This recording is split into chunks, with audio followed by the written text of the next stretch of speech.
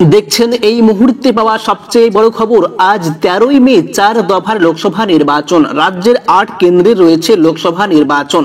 এই 4 দফায় হেভিওয়েট প্রার্থীরা কে এগিয়ে কে পিছিয়ে দেখুন এক নজরে। আজ বহরমপুর, কৃষ্ণনগর, রানাঘাট, বীরভূম, বোলপুর, পূর্ব বর্ধমান, বর্ধমান, দুর্গাপুর এবং আসানসোলে লোকসভা নির্বাচন চলছে। এই 8টি কেন্দ্রে ভোট গ্রহণ হচ্ছে 4 দফায়। কোন হেভিওয়েট প্রার্থীরা কোন কেন্দ্রে রয়েছেন দেখুন। বহরমপুর কেন্দ্র থেকে কংগ্রেসের অধীর চৌধুরী, প্রতিদ্বন্দ্বী তৃণমূলের প্রাক্তন ক্রিকেটার ইউসুফ পাঠান।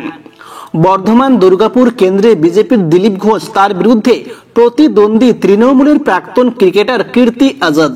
কৃষ্ণনগরে তৃণমূলের মহুয়া মৈত্রের বিরুদ্ধে প্রতিদ্বন্দ্বিতা করছেন বিজেপি প্রার্থী রাজ পরিবারের অমৃতা রায়।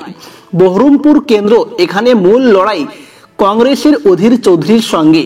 প্রাক্তন ক্রিকেটার ইউসুফ পাঠানকে তৃণমূল প্রার্থী করেছে, তবে এখনো পর্যন্ত অধীরের গড়ে সেরকম ভাঙন ধরাতে পারেনি বলেই জানা যাচ্ছে।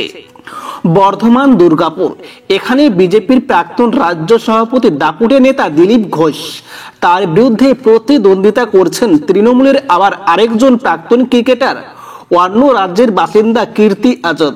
হাড্ডাহাড্ডি লড়াই রয়েছে, তবে কিছুটা হলেও দিলীপ ঘোষ ফ্রন্ট ফুটে। এবারে বীরভূম লোকসভা, শতাব্দী রায় এই কেন্দ্রে হ্যাট্রিক করেছেন, ফের তিনি এখানে প্রার্থী হয়েছেন। তার বিরুদ্ধে বিজেপির দেবতনু ভট্টাচার্য। তবে এই কেন্দ্রে বাম সমর্থিত কংগ্রেসের মিল্টন রশিদ যথেষ্ট ভোটে লড়াই দিতে পারেন বলেই মনে করা হচ্ছে। আসানসোল লোকসভা নির্বাচন, উপনির্বাচন হয়েছিল এই কেন্দ্রে।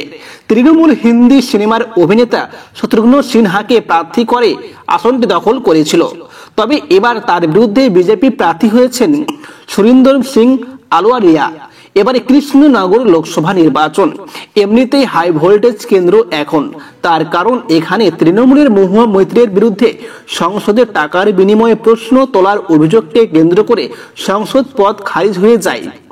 ইডিসি বিআই এর নজরে রয়েছেন মহুয়া, তার বিরুদ্ধে এবার বিজেপি প্রার্থী রাজমাতা অমৃতা রায়। হাড্ডাহাড্ডি লড়াই রয়েছে এই কেন্দ্রে। বোলপুর লোকসভা আসন, বিশ্বকবি রবীন্দ্রনাথ ঠাকুরের স্মৃতি বিজড়িত স্থান।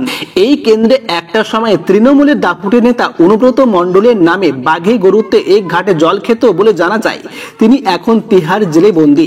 এবারে নির্বাচনে বোলপুরে বিজেপি প্রার্থী পিয়া সাহা, তার বিরুদ্ধে তৃণমূলের প্রার্থী অসিত কুমার মাল। এখানে সিপিএম প্রার্থী করেছে শ্যামলী প্রধানকে। কেষ্টবিহীন এই ভোটে যথেষ্ট হাড্ডাহাড্ডি লড়াই রয়েছে।